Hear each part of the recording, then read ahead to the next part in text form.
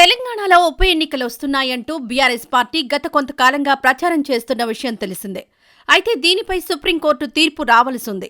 ఈ నేపథ్యంలో BRS working president MLA KTR మాట్లాడిన మాటలకు ప్రాధాన్యత సంతరించుకుంది. బీఆర్ఎస్ అధినేత కేసీఆర్ మరోసారి ముఖ్యమంత్రి కావడం తెలంగాణకు అవసరమని కేటీఆర్ అన్నారు. బీఆర్ఎస్ పార్టీలోకి భారీ చేరికలు జరుగుతున్నాయి.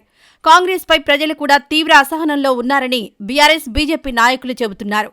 అంతేకాదు రాష్ట్రం 10 సంవత్సరాలు వెనక్కిపోయిందని, కాంగ్రెస్ పాలన అంటే ఇలా కాక మరి ఎలా ఉంటుందని విమర్శిస్తున్నారు. ఓ మీటింగ్లో కేటీఆర్ మాట్లాడుతూ రాష్ట్రానికి జరిగిన నష్టాన్ని పూడ్చుకోవాల్సిన బాధ్యత తెలంగాణ సమాజంపై ఉందన్నారు. పార్టీ రజతోత్సవ సభ ఏప్రిల్ 27న వరంగల్లో జరుగుతున్న సందర్భంగా అక్కడికి వచ్చే గులాబీ సేనను చూసి కాంగ్రెస్ గుండెలు అదరాలని పిలుపునిచ్చారు. 10 ఏళ్ల పాటు సంక్షేమాన్ని, అభివృద్ధిని జోడెద్దుల్లాగా కేసీఆర్ పరుగులు పెట్టించారు. మొన్నటి ఎన్నికల్లో ఓడిపోవడంతో మనకు జరిగిన నష్టం కన్నా తెలంగాణ సమాజానికి ఎక్కువ నష్టం జరిగింది.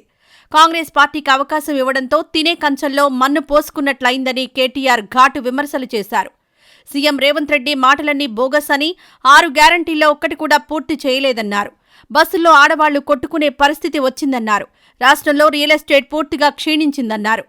అలాగే మతపిచ్చి సమాజానికి అంత మంచిది కాదన్నారు. బీజేపీ ట్రాప్లో పడద్దు, కేవలం ప్రజల భావోద్వేగాలను రెచ్చగొట్టి రాజకీయం చేస్తుందన్నారు. అది ప్రజలు గమనించుకొని మసులుకోవాలని కేటీఆర్ చెప్పారు. అలాగే రాష్ట్రంలో ఉప ఎన్నికలు తథ్యమన్నారు. పార్టీ మారిన ఎమ్మెల్యేలపై నిర్ణయం తీసుకునే బాధ్యతను స్పీకర్కు 2 సార్లు సుప్రీం అవకాశమిచ్చింది. కానీ స్పీకర్ స్పందించలేదు. వచ్చే తీర్పులో సుప్రీంకోర్టు ఖచ్చితంగా వారిపై వేటు వేస్తుంది. ఉప ఎన్నికలకు అందరూ సిద్ధంగా ఉండండి అని కేటీఆర్ వ్యాఖ్యానించారు.